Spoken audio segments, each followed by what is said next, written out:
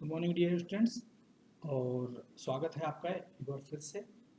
हम हिंदी साहित्य के इतिहास में आदिकालीन साहित्य के बारे में चर्चा कर रहे थे और आज हम आदिकालीन साहित्य का एक महत्वपूर्ण जो चरण है, एक महत्वपूर्ण जो पड़ाव है, महत्वपूर्ण जो एस्पेक्ट है, उसके बारे में बात करेंगे। इस महत्वपूर्ण अध्याय को हमने जैन साहित्य के नाम से संबोधित किया है, अर्थात हम आदिकालीन साहित्य में जैन साहित्य की जो विपुल ख्याति हमें प्राप्त होती है उसके बारे में आज चर्चा करेंगे। ये हम इतने मैच्योर हैं, हम स्नातक स्तर के विद्यार्थी हैं, तो हमें ये पता है कि जैन धर्म का जो प्रादुर्भाव है वो बौद्ध धर्म के समकालीनता के साथ हुआ था। और जहाँ जैन धर्म के जो प्रतिष्ठापक के नाम से जिनको जाना जाता है, जैन धर्म को एक धर्म के रूप में प्रतिस्थापित करने का जिनका नाम लिया जाता है वो महावीर स्वामी है। और महावीर स्वामी के बाद जिस तरह बौद्ध धर्म में विकृति आ गई थी और बौद्ध धर्म विभिन्न संप्रदायों में बट गया था, उसी तरह जैन संप्रदाय भी एक संगठित होकर नहीं रहा और उसमें भी विकृति आई, उसमें भी मताभेद हुआ और मतभेद के फलस्वरूप जैन जो धर्म था वो भी दो भागों में बट गया, जिसमें श्वेतांबर और दिगंबर दो संप्रदाय में ये बटा। बाद में इसके भी और ज्यादा पार्ट हुए, लेकिन भारत में राजस्थान और जो गुजरात का क्षेत्र है, काठियावाड़ का जो क्षेत्र है, वहां पर जैन धर्म बहुत ज्यादा फूला फला और राजस्थान के बहुत से राजाओं ने एक धार्मिक सहिष्णुता के तौर पर न केवल जैन धर्म को संरक्षण प्रदान किया बल्कि इसे फलने फूलने के लिए भी पर्याप्त अवसर प्रदान किए। तो यही कारण है कि जैन साहित्य विपुल मात्रा में राजस्थान से ही प्राप्त होता है। और चूंकि जैन धर्म का जो साहित्य है वह हिंदी की अपभ्रंश श्रृंखला से आता है, अपभ्रंश प्राकृत और राजस्थानी भाषा में भी जैनों का बहुत ज्यादा साहित्य मिलता है, इसीलिए इन्हें हिंदी साहित्य की, इस साहित्य को संपूर्ण हिंदी साहित्य का एक मूल्यवान कोश के नाम से जाना जाता है। तो हम आज जैन साहित्य के बारे में चर्चा करेंगे। प्रिय विद्यार्थियों, जैन जो लोग होते हैं, जैन जो धर्म है वो बहुत ही सात्विक और सरल धर्म है जिसमें आडंबर प्रियता को कोई स्थान नहीं दिया गया है। जैन धर्म के जो मूल सिद्धांत है वो त्रिरत्न, जो महावीर स्वामी ने जो त्रिरत्न 3 सिद्धांत दिए थे उनके ऊपर अवलंबित है, जिसमें सम्यक ज्ञान, सम्यक दर्शन और सम्यक चरित्र महत्वपूर्ण है। तो जैनों के जितने भी ग्रंथ लिखे गए, जैनों की जितनी भी रचनाएं हमें प्राप्त होती हैं, उनमें इन्हीं दार्शनिक अवधारणाओं पर बल दिया गया है। जैनियों ने हमेशा अपने चरित्र को शुद्ध करने की बात की, अपने आहार और विचार को शुद्ध करने की बात कही और हमेशा अहिंसात्मक माहौल को अपनाने की बात कही। अब ये जो अहिंसात्मक माहौल था वो मनसा वाचा कर्मणा, अर्थात मन से, वचन से और कर्म से किसी दूसरे प्राणी को चोट न पहुंचाना ही जैन धर्म के अनुसार अहिंसा है। तो इन सात्विक सिद्धांतों को, इन मूल्यों को लेकर जैन धर्म चला और इन्हीं दार्शनिक अवधारणाओं के आधार पर जैनियों ने अपना विपुल साहित्य सृजित किया जो आदिकाल की महत्वपूर्ण वस्तु है। अब इन जैन ग्रंथों में हमें देखने को क्या मिलता है? ये जो हिंदी साहित्य के आदिकाल में जो जैन ग्रंथ लिखे गए थे उसमें 3 महत्वपूर्ण बातें हैं। 3 महत्वपूर्ण बातें कौन सी? कि एक तो इसमें तीर्थकरों का जीवन चरित्र वर्णन है, यानी जितने भी तीर्थकर जैन संप्रदाय में हुए हैं प्राय 24 तीर्थकर माने जाते हैं और इसके अलावा 12 जो थे, जो तीर्थकर उसमें चक्रवर्ती कहे जाते हैं। तो इन तीर्थकरों की जो संपूर्ण जीवन चरित्र है, जीवन गाथाएं हैं, वो यहाँ पर इन ग्रंथों में हमें देखने को मिलती हैं। हालांकि जैन जो धर्म थे, बौद्ध धर्म ने बाद में जब विकृति आ गई तो बोधिसत्व को परमात्मा के रूप में प्रतिष्ठित कर दिया, लेकिन जैनियों ने, जैन धर्म में परमात्मा तो है लेकिन उसका आधार और स्वरूप बौद्धों से भिन्न है। जैन धर्म हिंदू धर्म के अधिक निकट प्रतीत होता है। तो जैनों के जो ग्रंथ मिलते हैं, जैनों की जो रचनाएं मिलती हैं, उसमें सबसे महत्वपूर्ण है तीर्थंकरों का जीवन चरित्र। अर्थात इनके जितने भी ग्रंथ मिले हैं उनमें बहुत से ग्रंथों में इनके जो तीर्थंकर हुए हैं उनकी जीवन चरित्र का विस्तार पूर्वक वर्णन किया गया है, उनकी दैनिक जीवन की घटनाओं का, और वह जो धार्मिक अवस्था से बहुत ज्यादा साम्य रखती थी उसका इन्होंने वर्णन किया।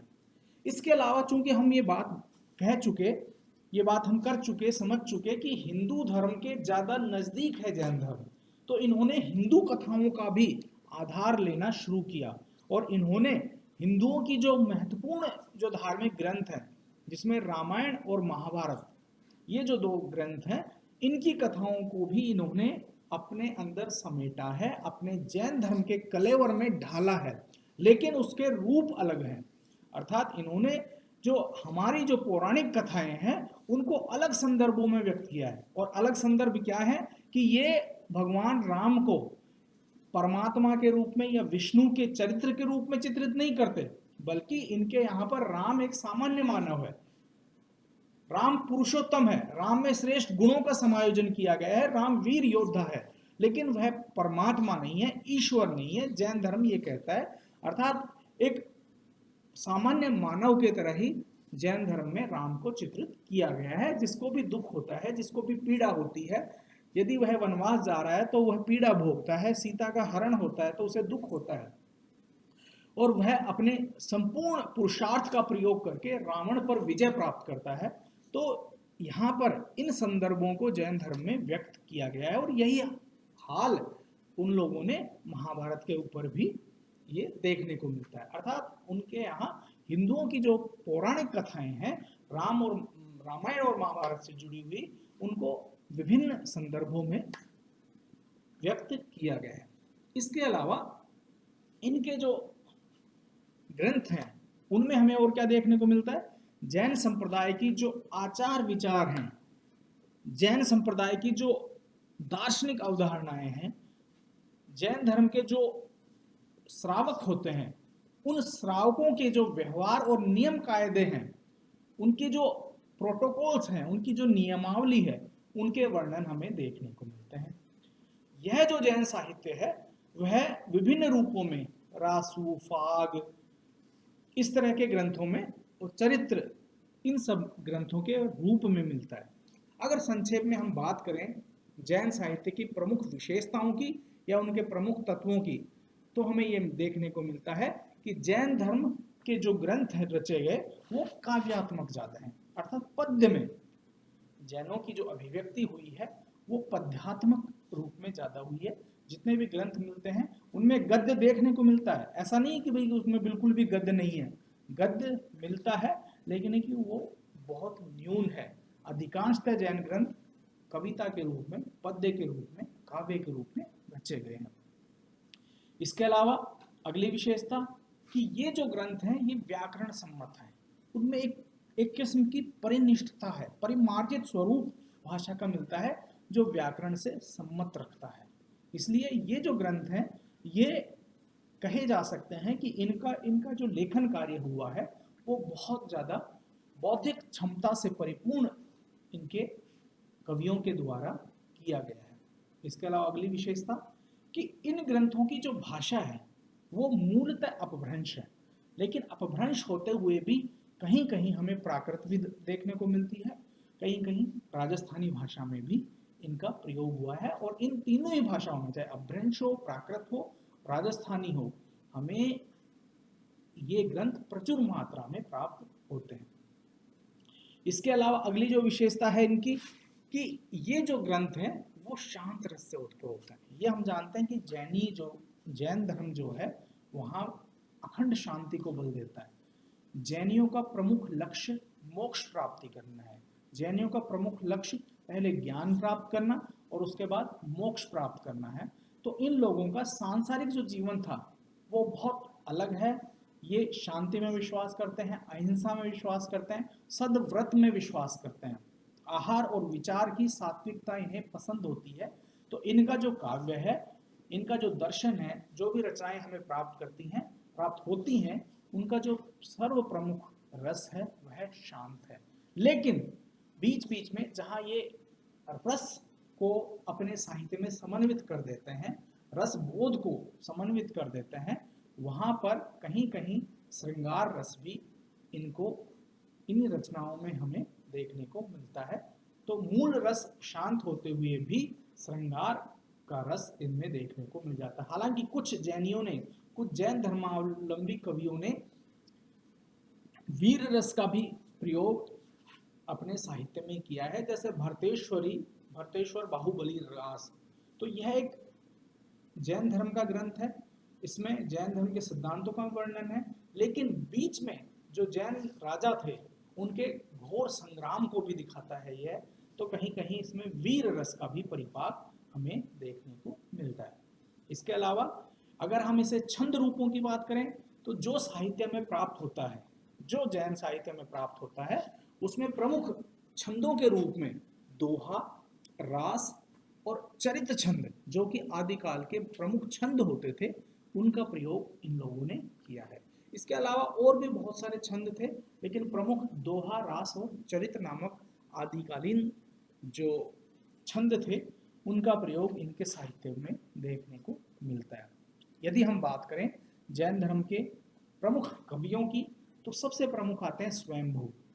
स्वयंभू जो हैं वो ऐसे कवि हैं जिनकी रचना जो अपभ्रंश में जो प्रमुख रचनाएं हुई थी वो बाद तक के साहित्य को प्रभावित करते हुए नजर आते हैं। स्वयंभू के जो प्रमुख हमें रचनाएं मिलती हैं वो हैं परमचयु, रिठनेमु चरेयु और स्वयंभू छंदस। ये इनकी प्रमुख रचनाएं हैं। स्वयंभू के अलावा अगर हम दूसरे जैन कवियों की बात करें तो उसमें पुष्यदंत का नाम बहुत सम्मान से लिया जाता है। पुष्यदंत के अलावा हेमचंद्र एक और सम्मानित कवि हैं। इसके अलावा भी शालिभद्र सूरी, जिनदत्त सूरी, ये और इस विचारधारा के, इस धारा के कवि हुए हैं। और जैसे देवसेन हुए।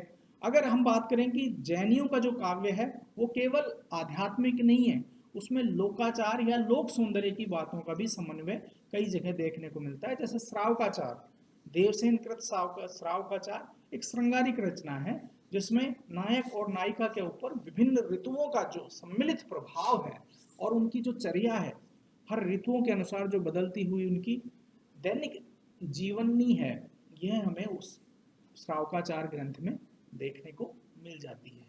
तो समग्रतः हिंदी साहित्य के आदिकाल में जो जैन साहित्य था वो अपना एक विशेष महत्व रखता है। कारण क्योंकि उसने एक तरफ तो भाषा को पल्लवित किया, अपभ्रंश भाषा धीरे धीरे हिंदी की लोक भाषाओं से मिश्रित हुई जान पड़ी, और इसके अलावा यह जो ग्रंथ था अपना आध्यात्मिक महत्व भी रखता है, क्योंकि इसमें जो जीवन मूल्यों की चर्चा की गई है, जो सत्य, अहिंसा और उदात्त चरित्र, वो जो सबलाइमिटी जो है, सबलाइमिटी जो चरित्र है, उदात्त चरित्रों की जो वर्णन किया गया है, वो कहीं ना कहीं भारतीयता के एक वसुधैव कुटुंबकम जो हमारा जो सिद्धांत है उसको अंगीकार करते हुए, उसको पुष्ट करते हुए प्रतीत होता है। धन्यवाद।